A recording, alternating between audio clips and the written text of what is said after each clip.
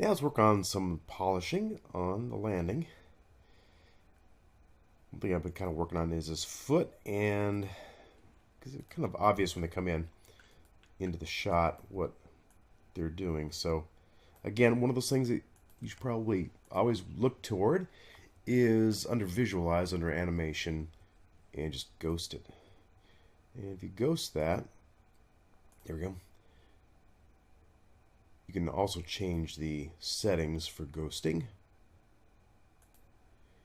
Right now it's global preferences. Turn this on to custom frames or custom frame steps. I'm going to crank this up a little bit higher.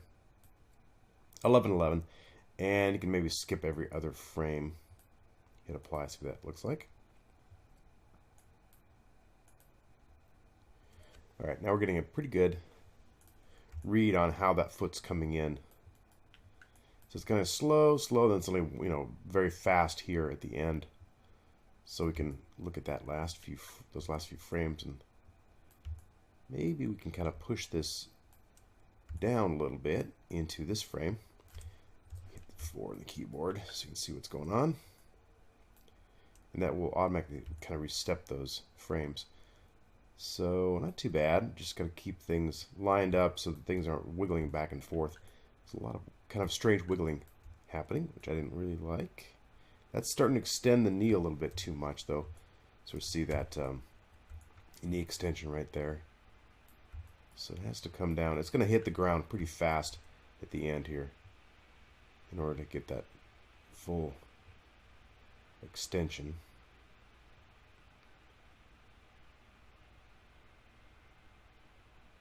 It's a little overextended here at this frame, so I may have to just kind of frame by frame this to keep that knee from popping too much. There we go.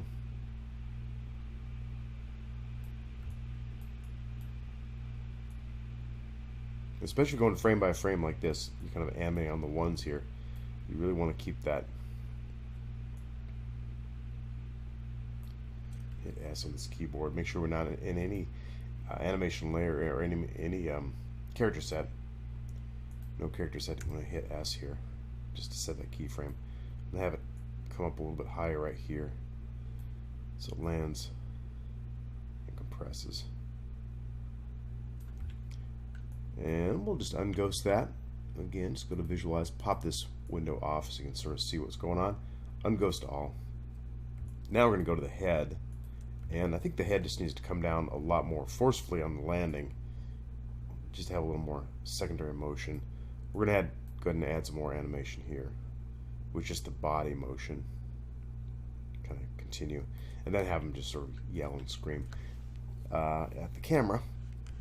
So let's go to this guy, his neck, and go to the settings. Step size 1. Seems pretty minimal here. There you go.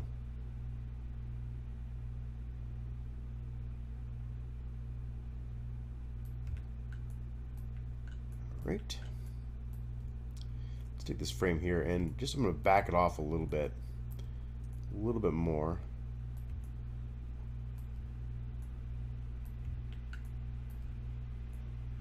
Just have that head delayed a little bit back using the keyframes I already have set up.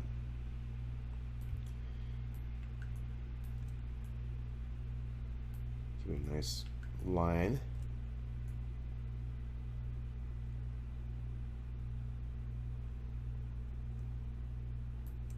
And I'm going to set a keyframe sort of right about there. I'm going to continue the head movement down and sort of back to keep it a nice arced motion. And the main body mover there. First, the body can kind of just settle in, and I'll do much of this kind of tail work toward the end. I want to do a whole lot of this little tweaking of the tail stuff because it's so time consuming and fussy that you can sort of do that on your own time. I'm just going to get that body to kind of continue to settle in. The head tipping forward and tipping down, and I want the body to move backwards a little bit. Tricky part is here you have to have some kind of compression on the tail and have the tail sort of wiggle backwards. So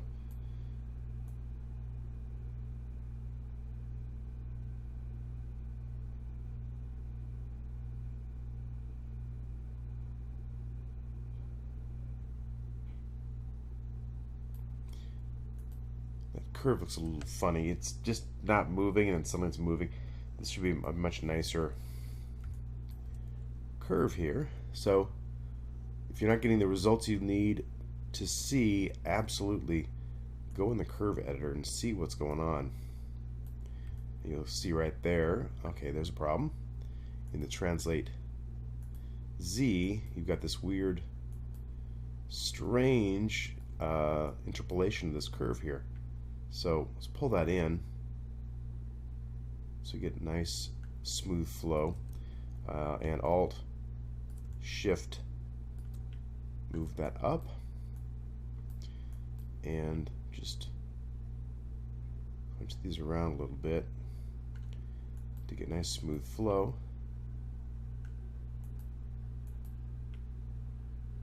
And just that little bit right there should give us nice curvature.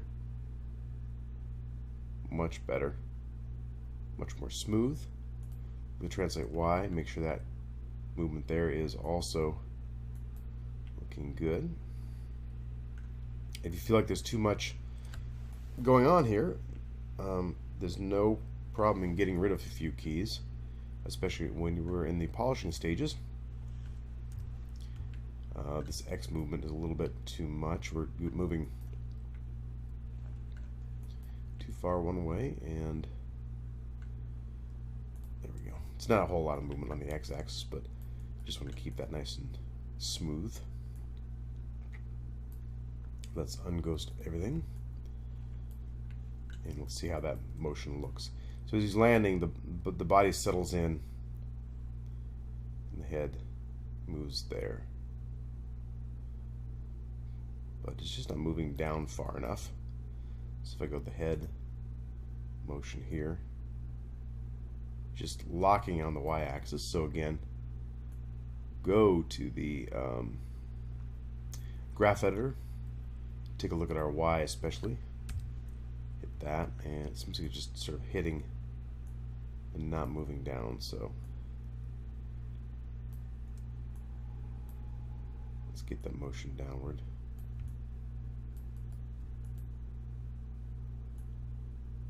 The neck may have to come down a little bit too.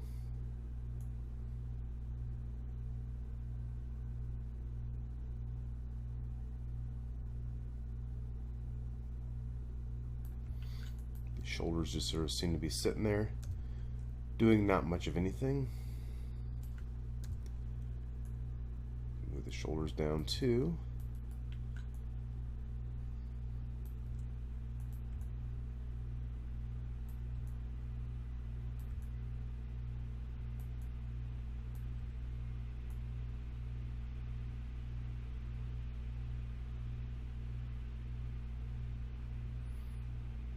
Body's just moving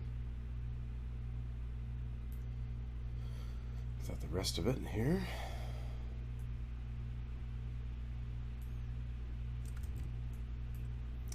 Moving on frame 54, not the other frame.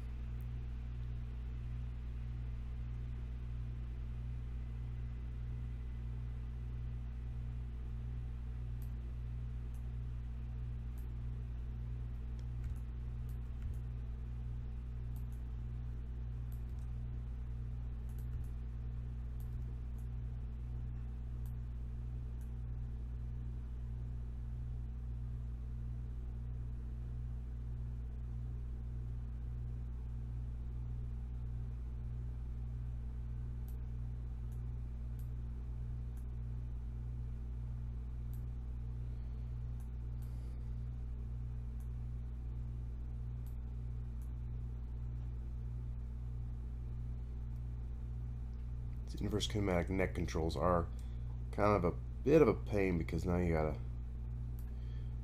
work those as individual objects practically.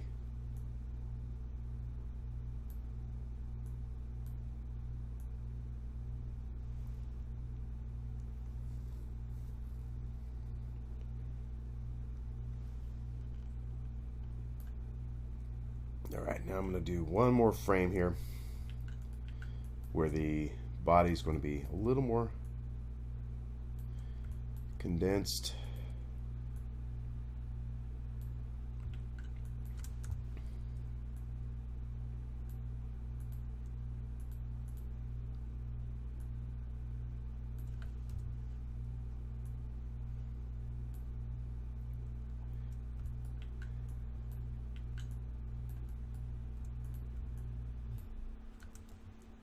That jaw up a little bit.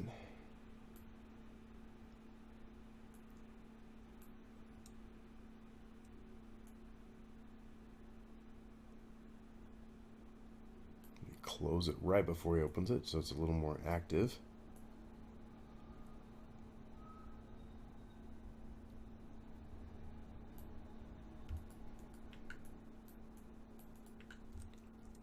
Let's switch to the full dragon character set here so I can set keyframes on everything here.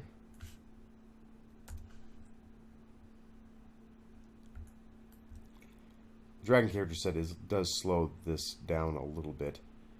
I may have parallel evaluation turned off on this dragon, so it might be running a little bit slow. Some older rigs with parallel evaluation don't run very well, so I may have turned it off as a default setting and forgotten to turn it back on again. I believe this version of the dragon is set up for parallel evaluation. Again, just make sure your setup is correct, and if you're having any problems, you can adjust this. Go to Setting Preferences under Windows Setting Preferences. Go to Preferences and go to Setting Animation.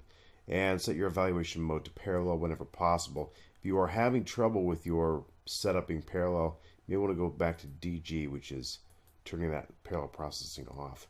But if your rig is operating correctly, then by all means, do parallel processing. It will speed things up.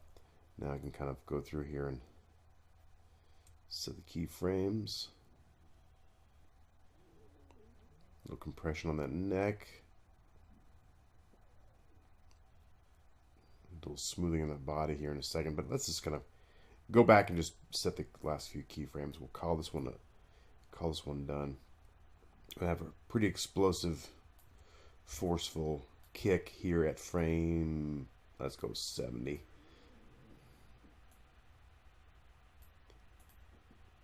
Let's get the head blasting out here like this. Doing a bit of a stretch on the neck. Whole body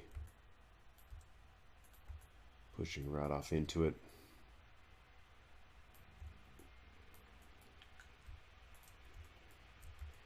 Get that out a little bit more. Get the body and neck both really out, and the jaw wide open.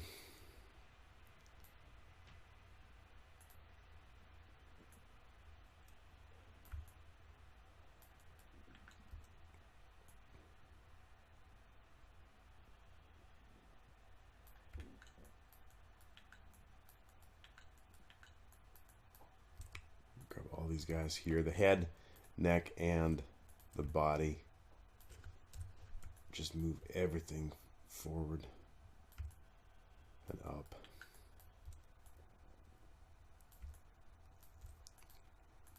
Let's keep the neck in line with the rest of the body. Check it from our shot cam. Make sure it's actually looking at the camera.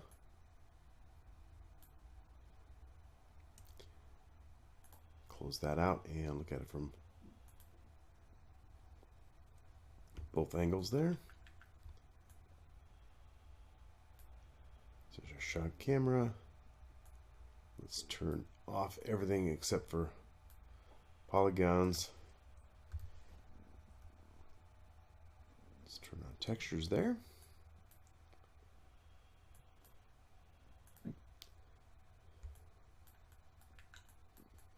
Just check from above, make sure everything's nice and lined up.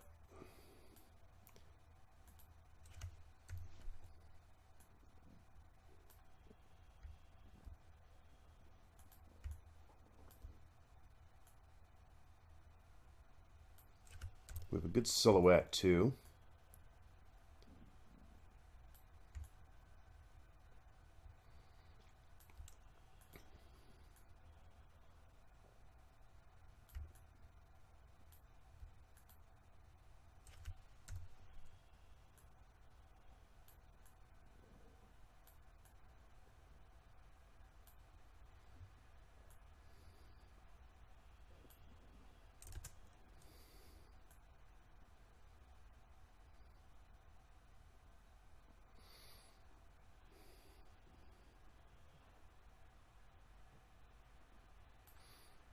Let's sort of turn the head a little bit more here.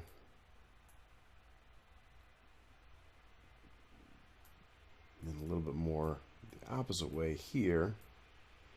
Add a little extra fluidity and some arc motion. Overall. There we go. I had to go off line for a second and kind of tweak this motion, but I'm kind of getting this head comes up, the body comes up, and then the head delays a little bit. Yeah. Then we have him do a few keyframes of shaking the head back and forth, kind of finish that out. But at least you kind of get the idea. Let's play this one more time.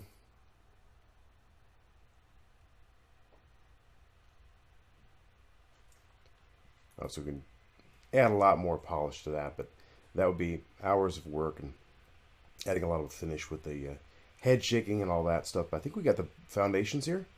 And quadrupeds, again, these quadrupeds with wings, there's a lot going on in this motion in animating these kinds of characters. So very, very tricky, but if you just keep it to pose as much as possible, keep it simple, keep those poses nice and strong throughout. Again, just kind of watch birds landing, watch birds in flight, and then just add that extra chunk of mass to the motion. One little thing here that's bothering me a little bit is that landing it's not coming down nice and smooth and arced. So again, use these tools we have for animation, the visualize tools, and you can see the motion. You know, this particular locator is a little bit goofy, but you can sort of see there's comes down, doesn't really have a nice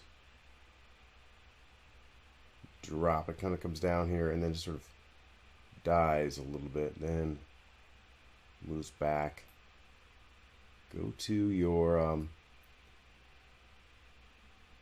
animation graph editor. Most of that really comes from these plateau kind of curves here. Alt Shift, and I think we can just move these Y curves down a little bit.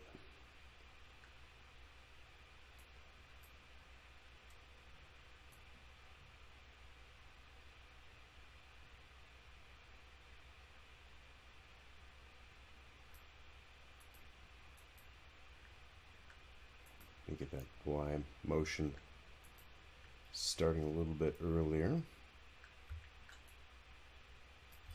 You start seeing those arc motions happening.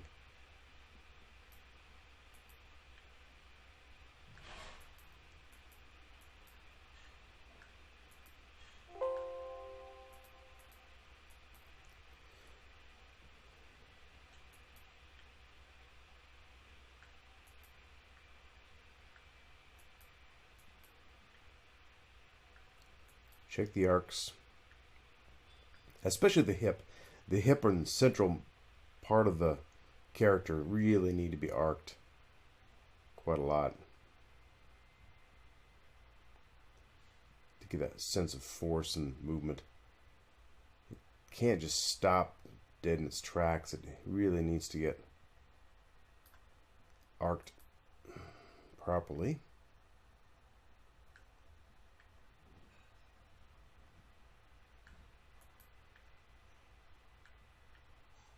There we go.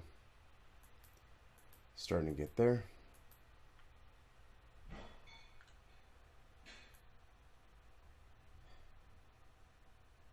Those 12 principles of animation, those arc movements, especially in the hips.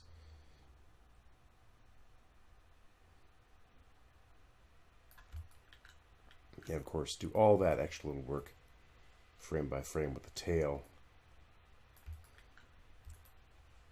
Get that undulation down. Can be a bit of a trick.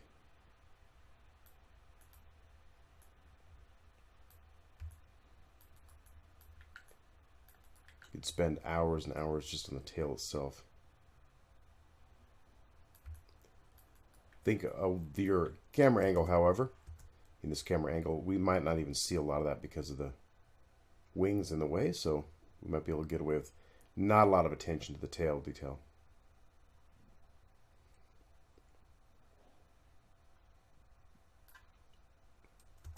One last little thing here.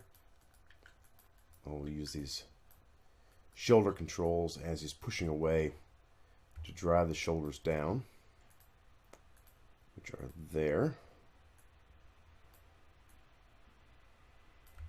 Pushing against the ground plane, as always.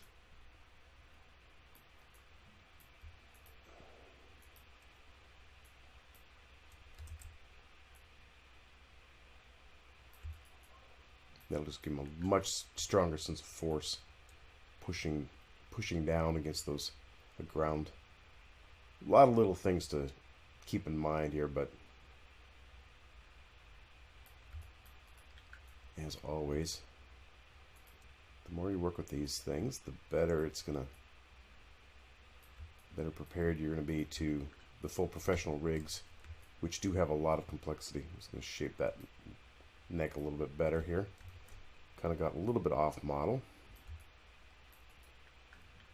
Wouldn't see that much from the camera view, but from over here it looks rather strange. So I like to at least fix that up if possible. Again, I'm always using those keyframes that I've already made. I'm not going to make new keyframes here.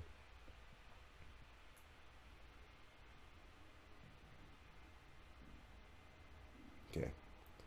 That's fundamentally it. You can, of course, once you get the pose, act within the pose, shake his head around, add your extra bit of flourish. I won't do every single bit of detail, but hopefully that was a little bit of fun for you guys. It wasn't too awful complex.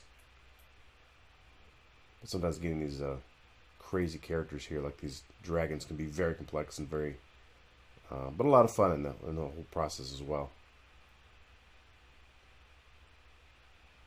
Cool. All right. Happy animating, guys.